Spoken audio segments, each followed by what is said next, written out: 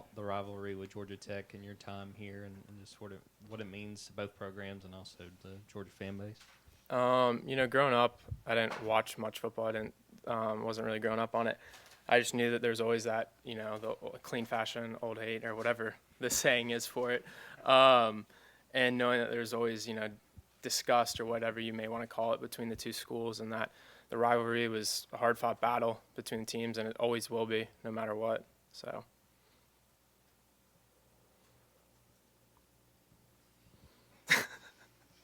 At least someone's got questions. You wound up being named one of the co-special teams players of the week. Just what did it mean to get that honor coming off the Kentucky game? It's pretty awesome, being able to step up when my team needed me and execute in a good fashion. Also pretty cool to see that a long snapper was able to split the honors with me. Is pretty awesome. They do their job well, and he did it pretty awesome. So. Has Kirby or any other coach yet kind of given you all the spiel to get back to the rivalry with Georgia Tech about why it's a big deal? Because a lot of you guys really aren't, maybe aware of how big it maybe used to be, more so than it is now. Right. That'll start today. We'll have our team meetings. We'll finish off the recap of this past weekend, and then we'll start on Georgia Tech today. So I'm sure he'll go over it then. Yeah, conditions were not great on Saturday. How difficult was it to kick at Kentucky, given the wind and everything that was going on there? At the end of the day, I'd like to think it's a 70% mindset thing, 30% conditions. You've got to go out there and you do your job, whether that means aiming outside of the field goal post for the wind to take it back in, whether it means alternative kicks. You have to go deep right, you have to go sky right, deep left. Total mindset thing, but also, it's fun when you have to face adversity and do different things. So. Kirby talked about his comfort with you as the kicker, referring to you as Mr. Consistency. How much does that build up your confidence as this team's kicker? It definitely builds my confidence a little bit to know that he's able to rely on me and that I can go out there and kick a field goal, and no matter the distance, I can execute. I've also just got to be comfortable with myself. A lot of it's self-confidence. So. Jack, what kind of mood is Stetson in when third down doesn't go very well and he's got to stay on the field and hold for you? I hope that mood changes pretty quickly once the ball goes through the uprights, but definitely running out onto the field. I think I can remember the third or second field goal specifically. He's out there and he's just shaking his head. He's like, oh, man, this is not great. This isn't 7 points. This is only 3. So once it goes through the uprights, it changes a little bit. Jack, listening to you a minute ago describe the different kicks, right, left, height. It almost sounds like you're, using your leg like a golf club or something. Are there a lot of golf analogies to kicking? Are you a golfer, and can you talk about that mentality that you have to have? Yeah, there definitely is similarities. A lot of it comes from the hips. Golf's mainly hips. Kicking, mainly hips. Depending on how you use your driver, you've got different clubs in the bag. You can compare that to an onside kick. You can compare that to a sky kick, a deep kick, field goals. In golf, you've got to aim some places that you may not expect it to aim, and the wind's going to blow it 30 yards that way. So just staying confident in the mentality that that the wind's going to keep blowing. If you're aiming outside the right upright and the wind stops, you're screwed. But you've got to stay confident that wind's going to keep blowing. So. Yeah, I don't remember if you walked before the game last year, and I think you do still technically have another year of eligibility next year. What are you looking forward to most about Saturday, potentially being your last home game? Is it your last home game, and do you have a favorite Georgia memory in your time here? Yet to be decided if it will be my last home game. That'll come at the end of the season, but I think I'm looking forward to having all the fans in Sanford Stadium packed out, hopefully, if it is the last time, getting to, go out on top with all the Georgia fans surrounding me. So. Jack, at the end of the TCU game Saturday, they set it up for him. They said it wasn't as frantic looking because they were putting it there.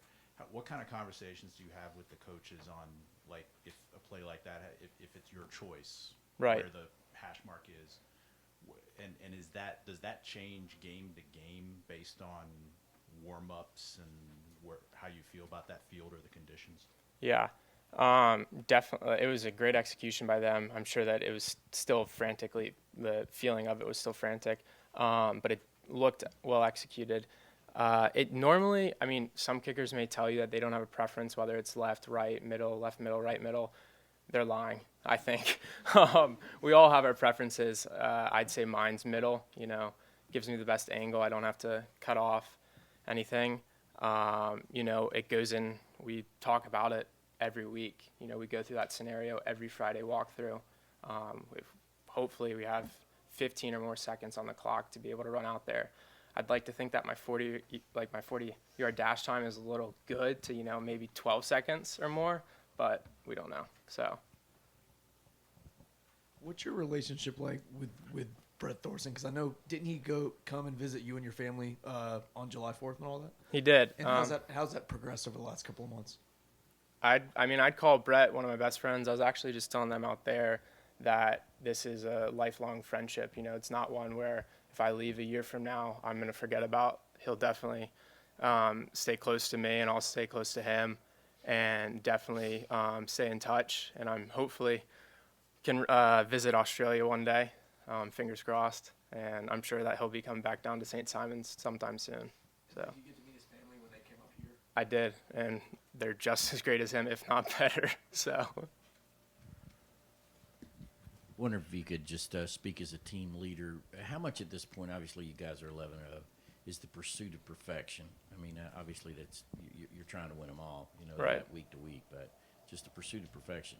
How much is that part of this? I mean, we're definitely human. No one's ever going to be perfect, but we want to try and achieve perfection. Going out there, winning every game. As Coach Smart mentioned, it may not be the prettiest. It may look ugly, but a win's a win. As long as we can improve on our mistakes in the past, I'd say that's chasing perfection. So, Jack, I was just curious. Did you watch any of that TCU game when they had to run on the field with the kicker and get that kick at the last minute? I watched the recap of it because I forget what time that game was at. I don't think I was able to catch the end of it, but I saw the recap, and it was very well executed. How hard was that to do from your perspective? I mean, everyone does that situation a little bit differently, like according to the kicker. Some will take steps off, some won't. He didn't take steps off, which, I applaud him for that, because I probably would have tried to take the steps off, and that might have hurt me, might have helped me, who knows. But it's pretty difficult. Two non-football questions here. One, you excited the World Cup is underway, U.S. plays today? And two, do you have a favorite Thanksgiving dish? Most definitely excited. Hopefully can watch that game a little bit in the meetings, but don't tell Coach Smart. And favorite Thanksgiving dish would probably be pecan pie for dessert. So a little bit of ice cream.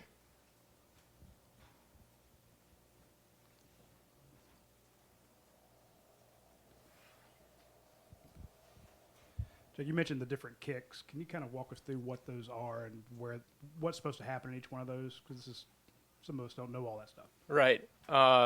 Deep right, some guys take a little bit more of an angled approach. So you're going to step out wider, open up your hips a little bit more to go right, sky right. And kickoffs, you normally skip through, landing on your right foot. Sky right, you normally kind of approach it like a field goal, just skipping through and landing on your left foot still. You're not trying to put as much power into it because you're trying to put it around anywhere between the 20 and 30. Sky left could be the same case. So there's definitely other different kicks, but I mean, how much time do you have? So. Any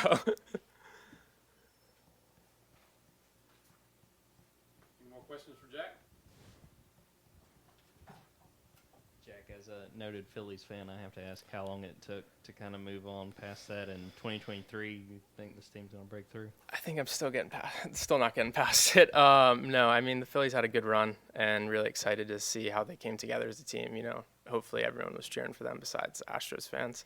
And I saw that one of you guys is an Astro fan, tweeted after, but I think 2023 will go well, hopefully. All good with Jack? Okay, Jack, thank you. Thank you, guys.